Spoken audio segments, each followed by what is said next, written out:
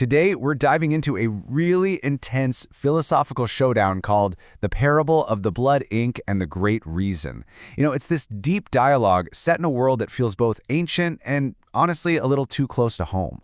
It's all about the nature of our bodies, our spirits, and what it all means. So, let's set the scene.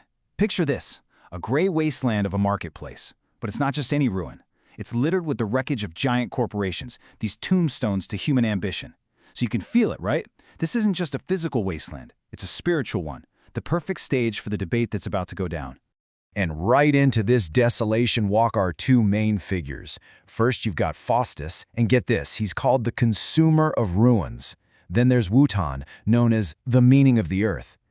Their names alone tell you everything. This is going to be an absolute battle for the soul of humanity. Okay, so here's our game plan for this explainer. We'll start with the setting. Then we'll unpack each of their philosophies. After that, we'll get into their main conflict, and we'll wrap up with the really chilling, unsettled verdict. All right, let's jump right into the world they live in and the people we find there, a group that Faustus gives a pretty unflattering nickname to. Right off the bat, Faustus's contempt is just palpable. He looks out at the masses, and he doesn't see people. He sees flies, just buzzing around looking for a master who will feed them the comforting lie of an easy, quiet life. They're the audience for this whole debate, and yet he just completely dismisses them. So that naturally leads to the question, right? Who are these so-called flies that are so important to this whole conflict? What actually defines them? Well, the text calls them the last, weakest men. They basically represent a version of humanity that has chosen comfort over challenge, safety over what's called a terrible freedom. Is this idea of trading away your potential for greatness just for a little bit of contentment, and it's this choice that really fuels the fire between Faustus and Wotan. Now, let's really get into the mind of our first debater, Faustus, the consumer of ruins. His whole philosophy is built on pure, raw appetites. So here's the thing you got to understand about Faustus. He doesn't just consume things. He finds a sort of twisted nobility in it. He sees the whole world and even his own body as nothing more than a ruin, something that's already broken and just waiting to be devoured. And this quote, wow, it just gets right to the heart of his entire worldview. For him, the body isn't some vessel for higher meaning. No, it's a gamma-fueled cage of endless, ravenous hunger. And he doesn't fight it. He embraces it. He even calls himself its powerful slave. It's a philosophy that's all about surrendering to our most basic, primal urges. And this is exactly why he scoffs at the flies.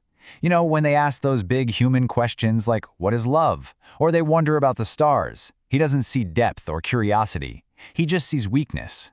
He sees the stagnation of a herd that's become too comfortable to strive for anything more. Okay, now let's flip the coin completely. Let's turn to Wotan, the meaning of earth, and his philosophy, which isn't about consumption at all. It's about creation. Wotan's whole deal is this radical, powerful yes to the physical world. He argues that the spirit isn't some separate, ghostly thing. It's actually a tool that the body, the flesh, uses to impose its will on the world. This drive to create, to overcome, that's the will to power. And for Wotan, the body itself is the great reason for everything. What an incredible image, right? Wotan sees himself as a sculptor. He looks out at this cold, meaningless universe, this frozen silence of the stars, and he says, I will create value here. And what's his tool for this epic task? His own body. It's the hammer he uses to shape reality itself. So, Wotan offers up this diagnosis for why humanity, or the herd, is always looking for salvation in heavens or afterlives. He says it's because they've come to despise their own bodies.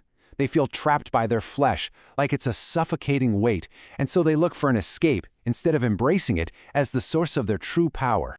And this brings us right to the absolute heart of their argument, the central question.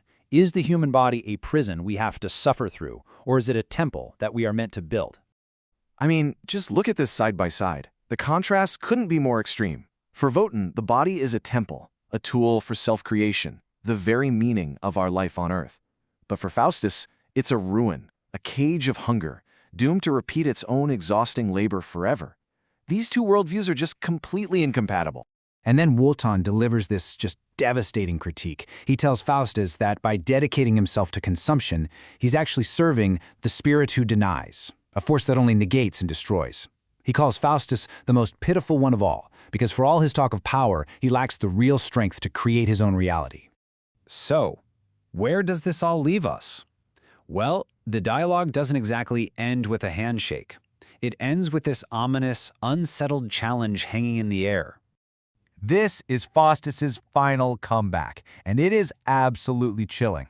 He basically dares Wotan to go and try to create his new world, because Faustus is betting that creation is exhausting, that the will to power isn't infinite, and he's confident that when it finally breaks, he and his flies will be there to consume whatever's left. But Wotan's final offer to humanity isn't one of comfort. It's a verdict. It's a challenge. He's saying that meaning, that lightning of existence, isn't out there somewhere. It's right here, in our blood. It's found in the terrible grandeur of embracing life exactly as it is, with all its struggle, with all its creative force. And that leaves us with this one final haunting question. Is the body a mountain we have to climb to reach something higher, something transcendent like the sun? Or is it just an abyss of appetite, one that will eventually swallow the mountain and everything else, whole? The dialogue, as you can see, doesn't give us any easy answers.